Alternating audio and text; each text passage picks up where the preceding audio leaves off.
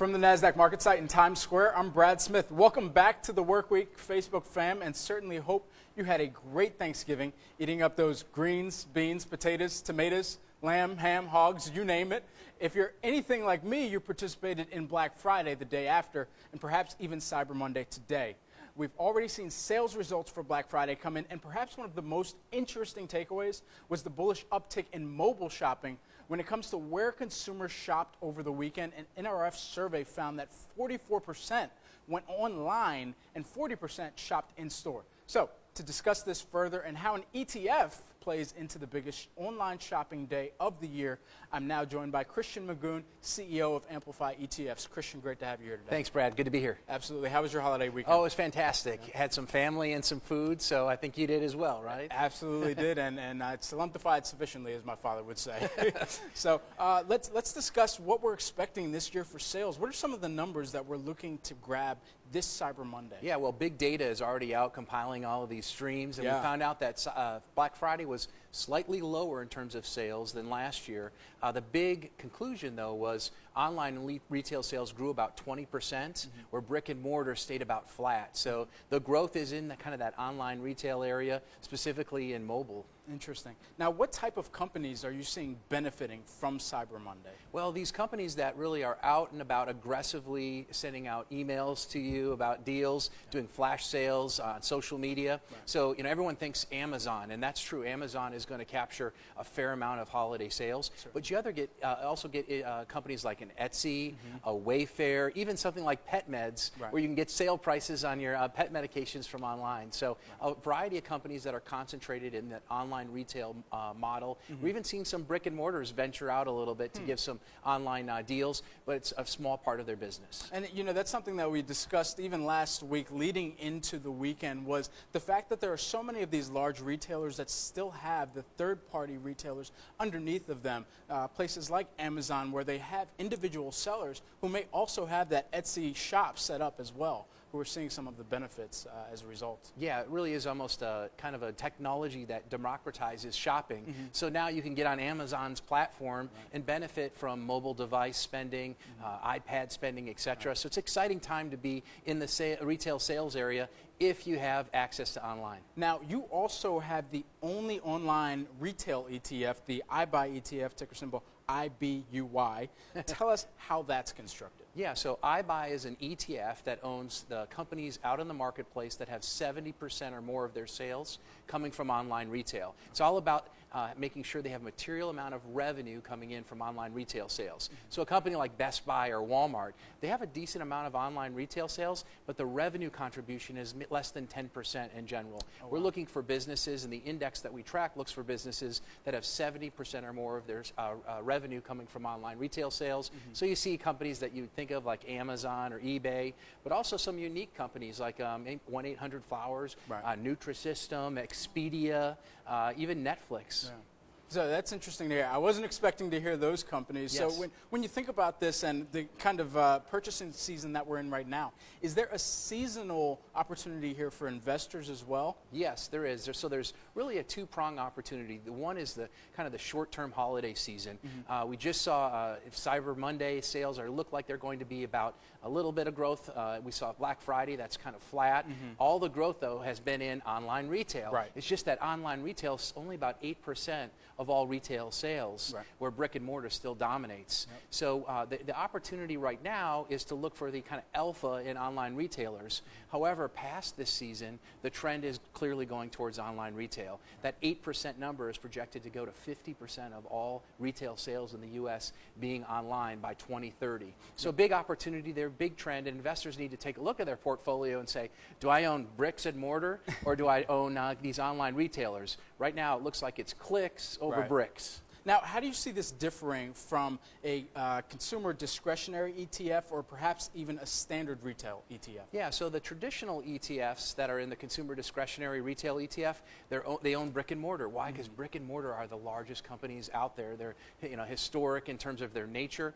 The problem is these kind of old line organizations have a hard time transforming themselves into online juggernauts. And that's why Amazon, Jet.com, other companies have really taken the lead in this space. So the big difference between the iBuy online retail ETF and the others is simply the focus on revenue from online retail sales. Got it. Now, the landscape for 2016 for online retail companies versus brick and mortar retailers, one of the things that we discuss here all the time is the fact that the brick and mortar, just as you were saying, it takes a lot more overhead for them to keep in operation. Right. And switching over to that online model, yes, that's going to take a little bit more time. Would you agree with that? Yeah, absolutely. There's a lot of legacy issues. So they own a lot of real estate. There's costs there. There's a lot of employment issues that they have. Probably going to see a rising minimum wage here. So there's kind of a lot of weight, if you will, on traditional brick and mortar companies. And a lot of times, the people who know technology don't want to go work for a department store, right?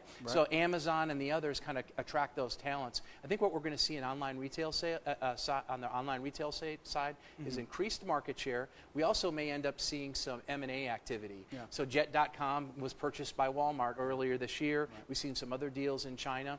On the brick and mortar side, I think we're going to see more store closings, and we're going to see smaller footprints of stores just because of the cost that you talked about. It becomes expensive to run these big footprint stores. Interesting. So that kind of answers the next question. Why does online retail continue to grow in this, and perhaps you could answer, why does it continue to grow this quickly? Yeah, well, I think there's really kind of three reasons besides kind of the business model. One is online retail generally offers more competitive pricing. Right. And whether the economy is good or bad, you want a competitive pricing. Second, increased selection. So you can see what's all there at once without having to walk up and down aisles. Exactly. And then the third area is convenience. It used to be that it was very convenient just to go to a store, but we talked a little bit about getting around New York City and other things. It's not as convenient anymore. No. Sometimes there's safety issues, sometimes there's inventory issues. Having that package shipped in 2 days to your doorstep or your office is, I think, superior in a lot of people's minds. So that convenience factor is huge too. So those are really the three, I think, reasons that make online retail kind of successful, and I think a trend that goes beyond the holiday season and goes throughout the year. Absolutely. And when you think about the millennial generation and my people, if you will, sure. One thing that we definitely, and I personally recall growing up, was walking around the malls, with my dad or my parents and going through this window shopping type of phase where it was really a discovery period for shoppers. Right. And you spent the whole day doing that. And then he'd come back and make his whole list and say, all right, well, I think this is what I'm going to go with. And it'd be over something simple, a pair of jeans or whatever like that. Yeah. And of course, maybe not that simple. But all this to say, we've completely condensed that whole cycle and streamlined the process for the end consumer to be able to go to one site.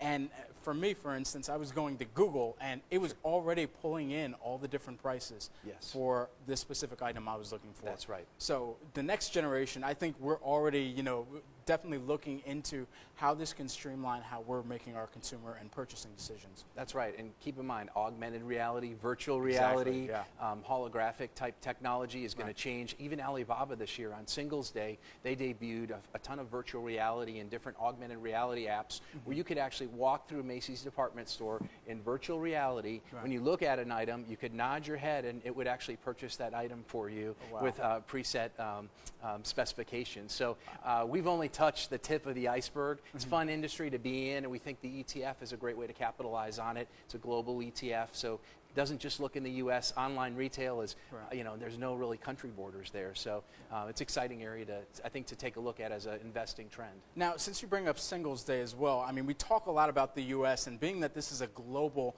ETF, we also want to hit on that because that's a very important day for sales. So what can you tell us about Singles Day? What did you see this year as a broader takeaway? So Singles Day was incredible. Yeah. So imagine this, Black Friday or Cyber Monday, both of them are going to be about $3 billion worth of sales, so about $6 billion between those 2 days. Alibaba themselves did $14 billion of sales in one single day in China. They're further ahead in terms of the adoption of online retail, and they have a bigger population. So you can't ignore some of the opportunities overseas. Singles Day is huge, and I think it'll actually migrate from just being kind of Asia-specific, really China-specific, over to the U.S. in a matter of the next few years.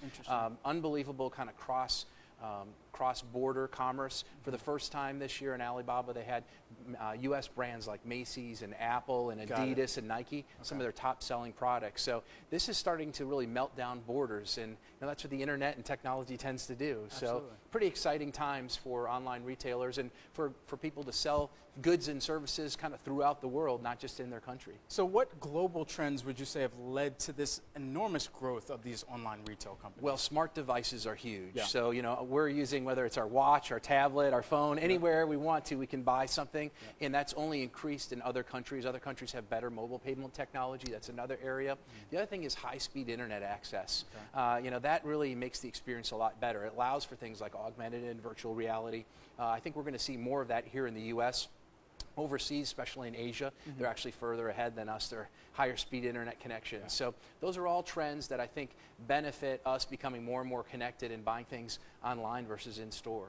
And just lastly, before we wrap, we got to know, what is your outlook for 2017 as we're quickly approaching that for retail stocks in particular? Yeah, so I think the consumer is a little bit concerned right now about what this new presidential administration is going to be like. So I think that's why we saw a little bit of a slower Black Friday sales. But I think as policies start to come out and the administration kind of takes over from the current administration, we'll start to see consumers maybe hopefully relax a little bit and feel free to spend money.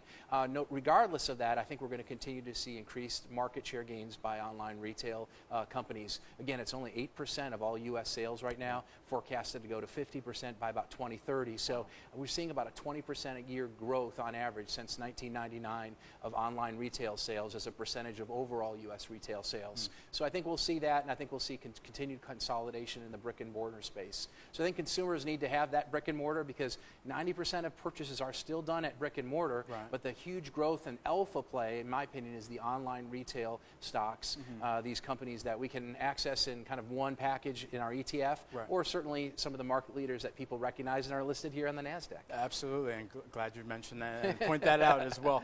So we'll certainly continue to see where everything kind of shifts towards in 2017, where we continue to see more pickup, and especially on the brick and mortar side, how companies adjust for a lot of the traffic going towards the online retail companies as well. So, Christian, great to have you here. Thanks, and Brad. Discussing this around Cyber Monday, and thanks for being here today. Thanks. Happy Cyber Monday. Absolutely. And thank you all for watching live on Facebook. Stay tuned for more coming from the Nasdaq market site throughout the rest of the day.